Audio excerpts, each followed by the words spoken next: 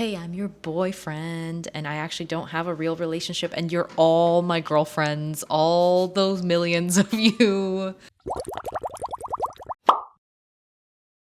Welcome back to another episode of Let's Circle Back. We are your hosts. I am Valentina. And I'm Hebe. It has been so long. Well, it's not so long because you're still seeing this in a 2-week cadence, but it's been a while since I've seen Valentina. But first, let me introduce quickly today's topic, and that is on celebrity culture. I think we talked about this in previous episodes before because we're both at one point really big into K-pop, so we had, I guess, numerous experiences in different fandoms in the East and the West.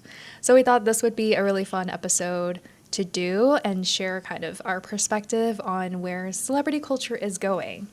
But first, let us talk a little bit about what have we been doing, what we've been up to lately. Yeah, I'll go first. As you might be able to tell from the giant pile of clothes in the background, which Hebe has not seen yet, I just got back from spring break. Not much to talk about there. I was in Mexico City. It was my first time in Mexico, and I really wanted to go because I am on a mission to visit as many countries as possible in this lifetime. But unfortunately, I am recovering from pretty debilitating food poisoning at the moment, so it's a little too soon for me to talk about things wistfully. I am in recovery. But it was great. But the you still culture look there's good. so rich. Oh, thank you. You're so kind. I think the past 2 days I looked really pale because No. yeah. But the culture there is so rich. The history is so interesting. And it was really nice learning about things with so many primary sources. I feel like I've used that word so much in the past few days, but like seeing the artifacts, seeing the temples, seeing the pyramids. Yeah. It was a close to a bucket list trip for me. How about you, Hebe? What's up? Nice. So not so much of a week-long trip, but I did go to DC last weekend. Yes, I had a friend who lives there and worked there, so me and another friend just basically visited her for the weekend. People keep on asking me what I did in DC, but I want to preface it's more like I went to DC to see a friend than I visited DC with a friend. I get that, yeah. Yeah. So it was really nice. DC had a very different vibe from New York, which I appreciate. Metro super clean, and no like speed walkers trying to surpass you on the street. It was me surpassing people on the street, but super calming, super nice. I can see myself living there in the future. Oh, that's so cute. I think the weather was really good, right? It felt like true spring. Yes, yes. We should also when the temperature gets better here in New York, we should resume our performative Brooklyn visits. Yes, we should. I have so many Pokemon games to play on my Switch.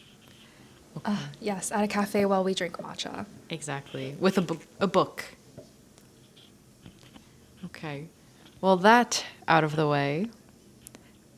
This is your usual reminder that this podcast is not affiliated with any brand or company. All opinions are our own, and our inclusion of any content in this episode is protected by fair use laws. So let's Hear that? kick it from normal girl culture to celebrity culture with a story that Hebe has built a lot of anticipation for from me. Okay, it was honestly just a walk home from work, and I was listening to podcasts. There's one that I listen to pretty regularly, and it's Critics at Large from The New Yorker. And not their most recent episode, but maybe their second most recent, they talked about the culture of Oscar hosts or award show hosts, how they used to be really funny, lighthearted, but in more recent years, if you think about Ricky Gervais, Nikki Glaser, people really enjoy more of a roast style type monologue where they really go in and take jabs at celebrities, humble them. And that would give the audience a shot of dopamine for people like you and me sitting at home. So I thought that was really interesting to see because now that I think about it, it's definitely the case. And then more recently, Timothy Chalamet had his little, I wouldn't call it downfall, but his little moment with the ballet and opera community. I don't know the whole context because I did see people talking about how the clip of him saying, oh, ballet and an opera doesn't really matter is taken out of context. I haven't seen the original interview, but I do know he's getting dragged left and right on the internet by just normal net citizens, but also like the community respectively. So I thought that is a really interesting phenomenon per se, where celebrities are no longer that much idolized and kind of worshipped. But yeah, and some more examples now that we're on this topic that I can think of from recent years are two trends. So I blocked Gracie Abrams and the one where Kim Kardashian, I think, first got on TikTok and everyone's like, let's ignore her post, don't engage, don't comment, don't like. So I thought those two were kind of in the same lane. I don't know if you remember those. I don't remember ignore Kim Kardashian, but I think So I Blocked Gracie Abrams is such a ubiquitous online movement. And please correct me if I'm wrong, but for the listeners / viewers, I think that's basically like anytime something happens, people will just blame Gracie Abrams. And it's like a big trend on fandom Twitter. I guess it's not Twitter anymore, but whatever social media platform you're on. It's kind of like, this happened, so I blocked Gracie Abrams. Am I right? That's how I feel like I've seen it. So I think I agree with you and the Critics at Large podcast that people are enjoying bringing celebrities down a bit. However, that makes me wonder the extent to which it's actually effective or authentic. If it suddenly becomes a trend to roast celebrities, then celebrities are like, oh, so funny, and then they go back to their lives and they're like super separated from the rest of normal society. However, I also enjoy it. I think it's refreshing and I think it's fun and I think it's important for people to remain humble because at the end of the day, we're all built of the same bones and organs and skin. Like, we're all going down into the grave at some point. So I do enjoy this step away from maybe like the old glamorization of Hollywood where celebrities are superstars who are completely unreachable. And then similarly to the Kim Kardashian and Gracie Abrams thing, I don't know if this is a valid example, and I hope you remember this because I know in my notes I just wrote egg. I think in 2016 there was this egg Instagram post and the entire internet got together to make it have more likes than Kylie Jenner, I think it was. I don't know if you remember that, but it was kind of a moment where people were like, can this egg be more relevant on Instagram than a random celebrity? And I remember I did like the egg. I think I did too. I don't know if it falls into this category, but it's when I was looking over the outline, that's what I thought of. I was like, oh, this is an internet movement that was anti-celebrity. No, I think it definitely falls in the same vein. It's like trying to undermine, I guess, celebrity influence. Because at the end of the day, what is Kim Kardashian known for? And how, I guess, big of an impact does Gracie Abrams have on our lives compared to, like, healthcare workers? You know what I mean? Like, why is it that they get to have such high status relative to everyone else? And I think the egg movement, I guess, is like, the egg movement is trying to kind of demonstrate how meaningless it is, in a sense. But yeah, I definitely remember. Good reminder. When Valentina wrote this, I was like, egg? Like an Easter egg? I didn't realize she was talking about the real egg. Yes, actually, like a chicken egg. Really quick on the Timothy Chalamet one. I know this is like jumping back and forth, but when I saw that clip, I was actually like shocked because he does... I don't really follow Timothy Chalamet closely, but I've always thought that he gives the impression of someone who actually would appreciate the classical arts. But like you said, I do think the clip was taken out of context because I don't think he should have said what he said in the way that he said it. But he was basically just saying like he doesn't want acting to be something that people fall out of love with or like becomes irrelevant someday. And that's not to say the implication was that ballet and opera are irrelevant, but I think maybe something that he meant to say is like, hey, these are like dying arts, and there's people who are struggling to get people to commit to those because broader society is not investing as much time and interest in those fields. Was there a more eloquent way to say it? Yes. Should he have been more careful? Absolutely. Is this going to ruin his career? Probably not. No, But definitely not. yeah, I thought it was really, the way he said it was really tasteless, especially considering one of the tweets I saw was like he's promoting Marty Supreme, which is a movie about ping pong. So maybe the right thing is not to say, like, seem like you're talking negatively about these very important cultural pillars, because even if ballet and opera are not the forefront of media consumption in this day and age, they have definitely impacted storytelling, historically speaking. Yeah. Sorry. I need to clear my throat.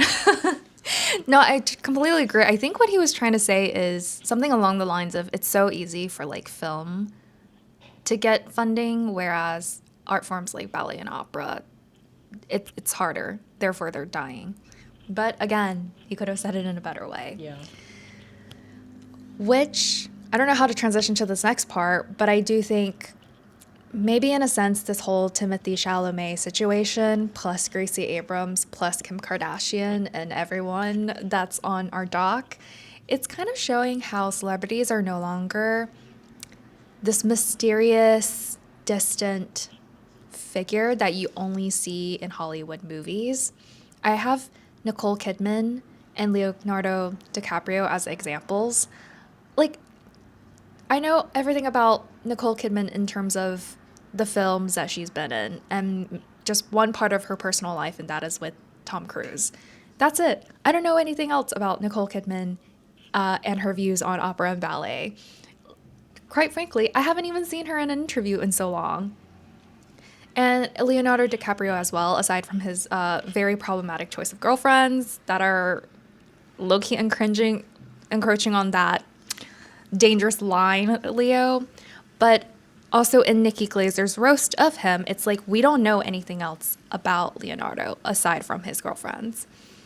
Whereas if you look at like Timothy Chalamet or Sydney Sweeney, we kind of know everything about them, and we hear so much come out of their mouths that it feels more influencer-like than a traditional Hollywood celebrity. Yeah. I think we were kind of alluding to this earlier, but it does feel like we're past the age of the Hollywood gilded glamour superstar.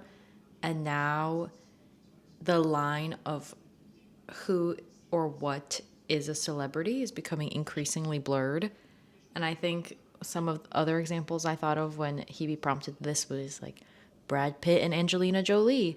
You knew a lot about their marriage and that they had a lot of kids, but you don't know what they're doing in their daily lives or how they're spending their day to day or what type of activities or investments they're making, if that makes sense. I feel like even when celebrities branch off and do like these random brands, which all celebrities have a brand now, nowadays it's like the celebrity is the face of the brand, but before it was kind of like a Lady Gaga and Polaroid situation where you didn't even know that Lady Gaga was invested or investing into Polaroid, the brand.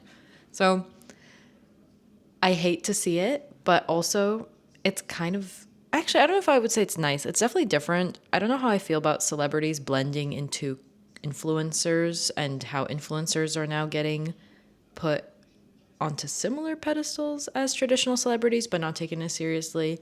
That's a whole other topic in and of itself. The clear culprit is social media.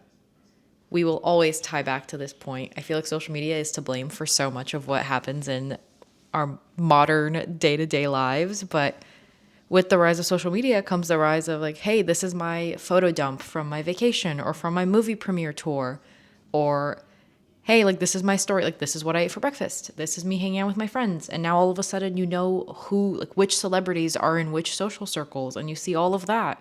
Celebrities commenting on each other's posts, celebrities getting like, casual selfies uploaded, and you can go into their tagged and see where they are and kind of track them.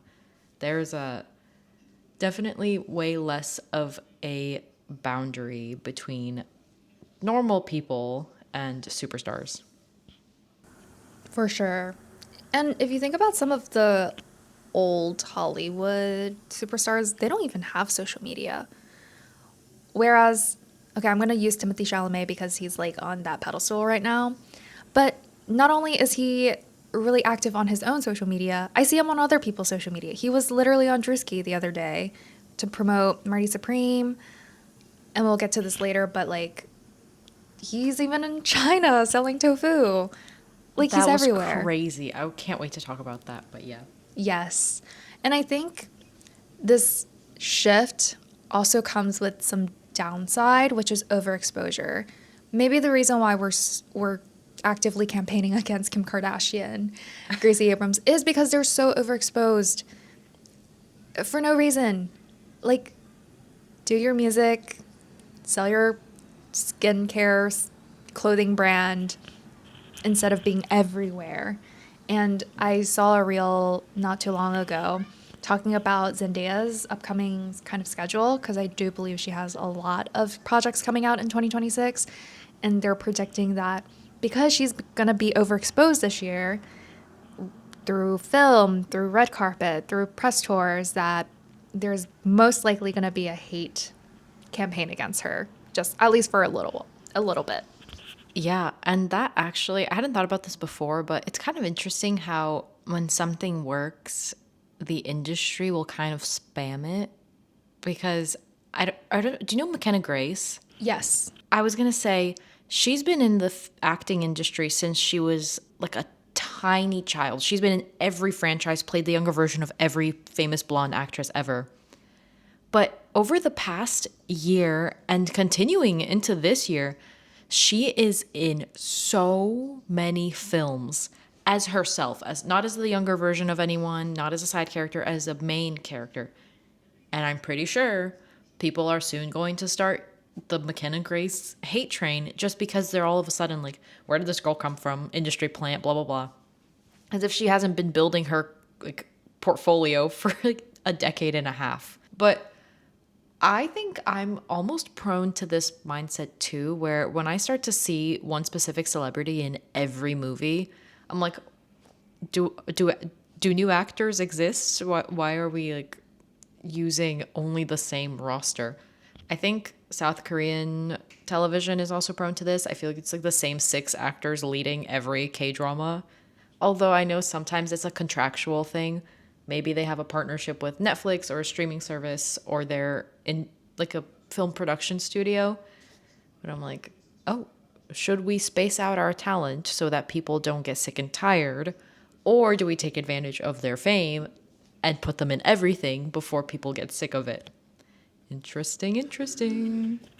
Yeah, I think one example is forgot her name, but she was in What's Wrong with Secretary Kim. Oh, Kim Min. Oh, her, and then Ta Eun Woo. Oh, yeah.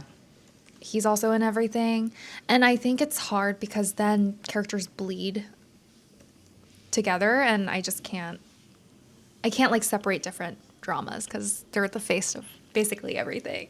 So it's hard for me to turn my mindset around. The actor's name is Park Min Young, and she is exactly who I was thinking about when I was saying that. But Really? yeah, what you're talking about is also like, when this happens, they also tend to get typecast into the same role in different scenarios. So it's like, I'm sure it's great for their career to have more projects under their belt, but it also paints them as one-sided or only able to portray one thing. Yeah, and then if they try to branch out to something new, then of course people are going to hate on it because they're not used to seeing you in that situation. Yeah. One note I will say, totally unrelated to this, is that Zendaya actually feels to me quite close to, at least as close as we could get in this day and age, to like an old Hollywood celebrity, like a superstar. I feel like she will be one of our generation's few like A-list, like, top of the food chain celebrities. I can't think of many. I appreciate her. But yes, I adore Zendaya, and I think she's awesome. I don't know her personally. And And she does like a good job of not using like the influencer route. Obviously, she's gonna do her press tour. She's gonna be in interviews, but she could have publicized her and Tom Holland's wedding, but they didn't. They didn't even release any picture. Like the only ones I've seen are AI generated, whereas going to the next point, because of attention economy, you have celebrities showing up in places they absolutely don't need to be in. Timothy Chalamet selling tofu in China being the prime example I've seen lately. I thought that video was AI. Min and I I genuinely thought so too. we researched it because we thought it was fake. And then when we found out it was real, I was like, there's no way. Like, I'm pretty sure he's just campaigning for the Oscar, right? I think so. Yeah. And while while he does not need to show up in that situation, but I really appreciate whoever's on his team who had him do it, because selling tofu in itself is a very big meme in China. So for him to like find such a niche thing to do is actually really impressive. It's really impressive. He has someone good on his side. Yeah, he could have just went to like Chengdu and see some pandas, buy some panda merch, but no, they actually whoever's on his team is actually on Chinese social media. Wait, I didn't know it ran that deep. I really like that. It runs really deep. But I think you have here Charlie XCX breaking into films, and I would argue that we're kind of seeing more of this happen. I know Emma Chamberlain was cast in Forbidden Fruits, and Kylie Jenner was in The Moment and says she wants to do more acting. So a lot of celebrity industry crossover happening that leads into the sort of, hey, why are these people getting these opportunities just because they're famous? Yeah, and also like just tying it back to the whole attention economy, the center of focus is no longer on Hollywood movies. For a celebrity to be big, you can't just star in movies anymore. You have to be in numerous places. I think one example, because of Connor's story, is SNL. Bad Bunny singer goes, actors go, just like a wide range of people go. And then celebrities going to fashion shows. I think maybe I'm wrong because I don't, again, going back to the previous episode, I don't follow fashion that much, but I do see celebrities getting invited to like Fashion Week and sit and watch models walk. But I do feel like there's a good chunk walking runways now. Yes. I would say it's definitely newer, at least from my experience, but like the earliest I can remember is maybe Lisa walking for Celine a few years ago, and then Felix walked for Louis Vuitton. And now I feel like every season there's a new celebrity cameo that's meant to really generate buzz. But I was thinking about what you said, and it's like, I don't know how long celebrities have been attending international fashion shows for and being like really, really close to brands. I know it's definitely something that's been happening for a while because you can see like, those 90s really glamorous photos. But now it feels like as soon as you hit a certain follower count, it's actually more advantageous for the brand to invite you so you post about it than based on exactly what you do for work, which is also why we're seeing more influencers get brought in and the crossovers of celebrities promoting themselves on influencer podcasts or YouTube podcasts, and influencers being included in traditional media such as like Quen being on I Love LA. I don't know if I haven't seen the show, but I know she was on it. Like things like that. I don't know. I don't know if I'm going too off topic. Sorry. No, all good. Hudson Williams, he was walking Yes. a runway the moment Heated Rivalry took off. I forgot which brand though. It broke the internet. Yeah. It was like actually. Now, was the walk good? Questionable, but he was walking. That's all that matters. He was putting one foot in front of the other. Like a king. Period. I think this is a good way to transition into fandom economies. Yeah. The true reason why we even wrote down this episode. It seems that while certain celebrities are really prone to hate, others have a cult following that would defend them to the end of day. Yes. We can talk about some like more Western examples, but top of mind is obviously Taylor Swift. And I know you put a note that she's on like a different tier than two of the other names I have down on the list, but do you want to? I'll kick it to you. I was just going to say, I feel like Taylor Swift's fandom has developed into something that is really, I would say, unparalleled or almost unparalleled, especially when you consider, I don't know if you were ever in the Swiftie fandom, but I was really into Taylor Swift in, I would say, towards the end of my elementary school experience, and then in middle school. That was like my peak. And I was doing the whole thing. I was like dressing up. I was looking for Easter eggs. I was going to her concert when she came to Shanghai, which was huge for me at the time. But I was never in this place where it was like worshiping the ground she walks on. It was almost there. I'll admit, I did cut my hair the first time I cut my hair short in middle school was to emulate Taylor Swift and shake it off. But now it's like if she recommends a product or if someone sees it in the back of something, probably sells out instantly. People go to multiple shows. They will fight for tickets. They will defend everything that she does or releases, regardless of whether there's like a subjective experience involved. And I just think that for a lot of, I mean, she's widely considered the biggest musician in the world, regardless of like Spotify streams or Apple Music streams, just because of her sheer impact. Her tour alone changes the economy of the cities that she visits.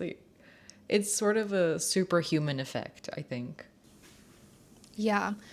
I have two other examples, but I do agree they're probably not as sizable representative of this particular topic than Taylor Swift, but Ariana Grande and Selena Gomez. And there's a whole slew, I think.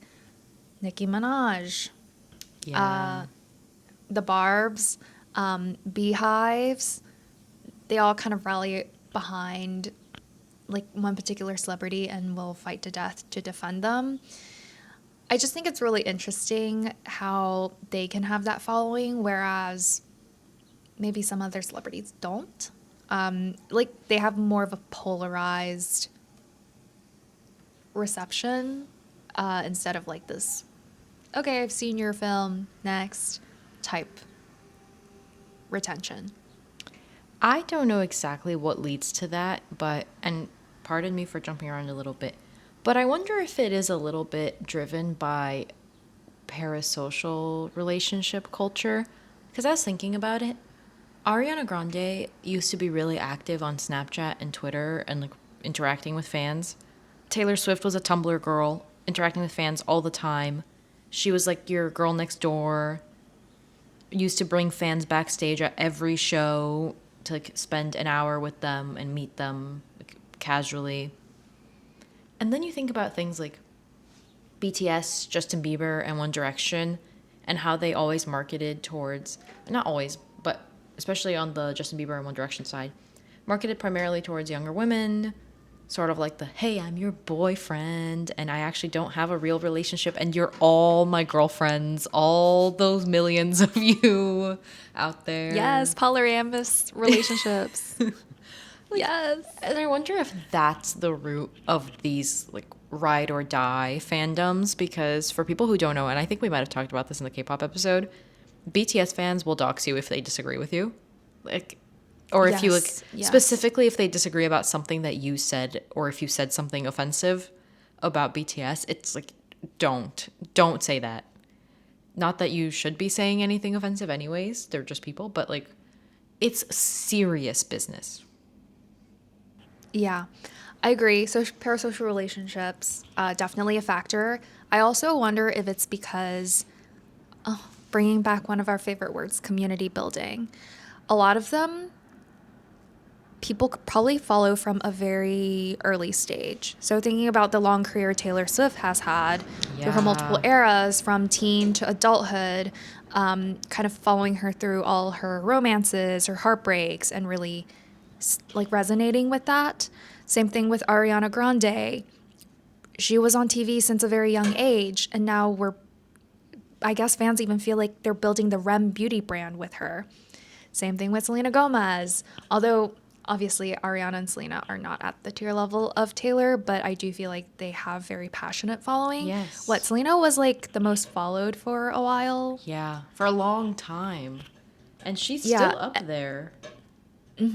And she's like, with the release of Rare Beauty, sharing her more vulnerable side and also building Rare Beauty brand with her followers, her fans.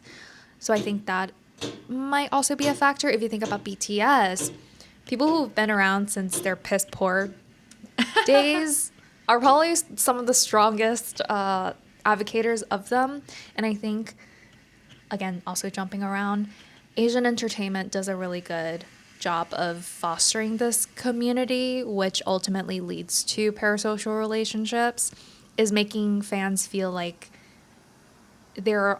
they've been with this group or the celebrity for so long. They've witnessed the group through all of their hardships and growth that they naturally feel this instinctive protectiveness over someone, and that then becomes like this cult following. I think, at least in Chinese entertainment, is very common, pitting fans against each other. Yeah, and it's also like the act of naming your fandom. I was thinking about this.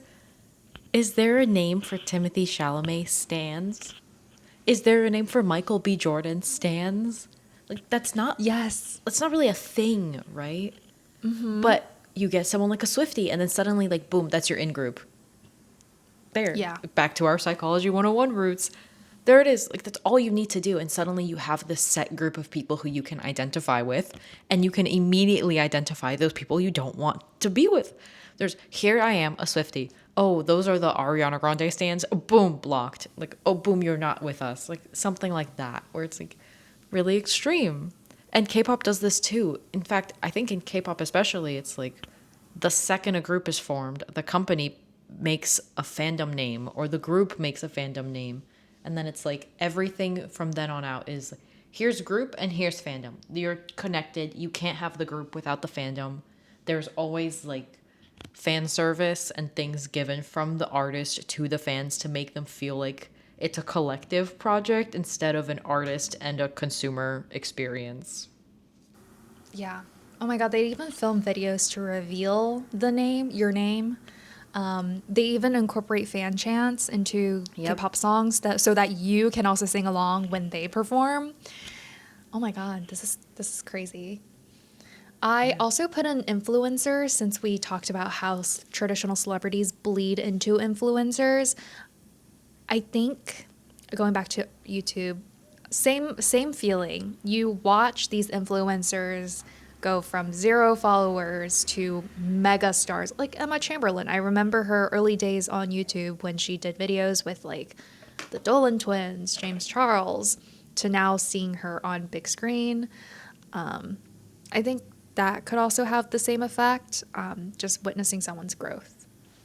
Yeah, I think with YouTube especially, and I could talk about streamers too, but speaking on YouTube specifically, it's also like, I think you've said this before, filming something from your bed, in your bedroom. Here's a day in my life. Here's my house tour. Like, let me let you in behind the scenes.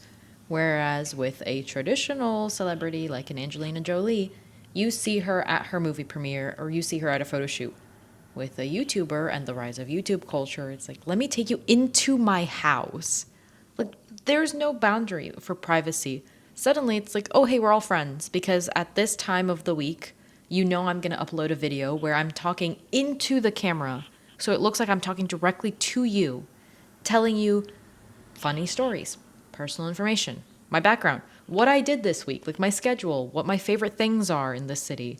And all of a sudden, you have this sort of like pseudo friendship that's actually not a real relationship, but makes you feel like there is one. And I think a lot of celebrities are leaning into that. There's a lot of celebrities and athletes that have YouTube channels now. And I would say a lot of athlete culture and celebrity culture is equal parts influencing, as in like brand deals, promoting things, creating content, and doing their traditional job, playing a sport, acting in a film, making music. It's really interesting. Oh, for sure. And the next point is I think this is a little bit more common to like pop bands and like K-pop entertainment than just general Western entertainment, and that is shipping culture. Do you want to kick this off? Because I know you wrote this down. Yeah, I was thinking about this as we were potting. Shipping culture is also, I think, a branch of parasocial culture. And the thing that made me think of it was actually when you mentioned Hudson Williams, because I thought of how crazy it was that people see him and Connor Story on screen, and then they start applying those characters' traits to their real life relationship. And then people find out Hudson Williams has a girlfriend, and the internet is half, oh my God. And the other half is like, I better not see you guys say anything bad about her. What are you talking about? Because it's like people will bring things out of a show, make assumptions based on what they see and what they like, and apply it to real people.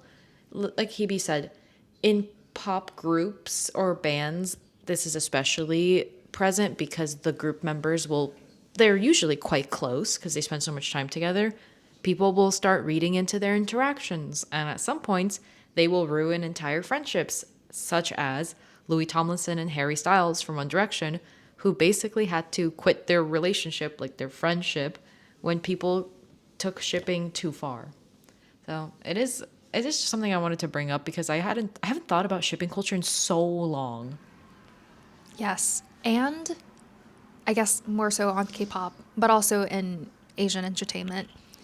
Companies sometimes deliberately have two members interact more closely than others to fuel this ship essentially.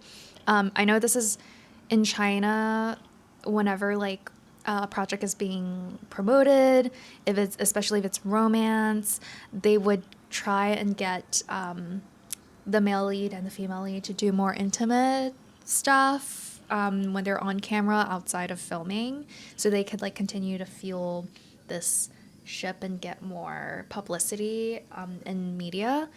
And I think it's also why K-pop companies at one point, or still do, forbid members to date. You cannot tell anyone that you're dating anyone else because it would ruin this fantasy of either their ship or this relationship between you and the idol. Yeah. Oh my God, it's crazy. I hadn't even I can't believe I didn't think of that before we started recording. But I feel like this is a good place to end because we are coming up on time. And I feel like we've made a lot of, like, we did a good job of covering our points. I would love to talk about fandom and sexism, but that would be repetitive. All you need to know is that, hey, if something is liked by primarily younger women, doesn't mean it should be discredited. I feel like give them their credit. Yeah, exactly. Okay, I think this is we're keeping time. We're doing better at this. But thank you guys so much for watching. We had a pleasure of talking through celebrity culture and just our experiences in various fandoms. Before you go, please consider subscribing here on YouTube and follow us on Instagram, TikTok, and LinkedIn if you're a corporate baddie to keep up with our content between uploads. And with that, I've been your host. I'm Hebe. I'm Valentina. And we'll see you next time. Woo, bye.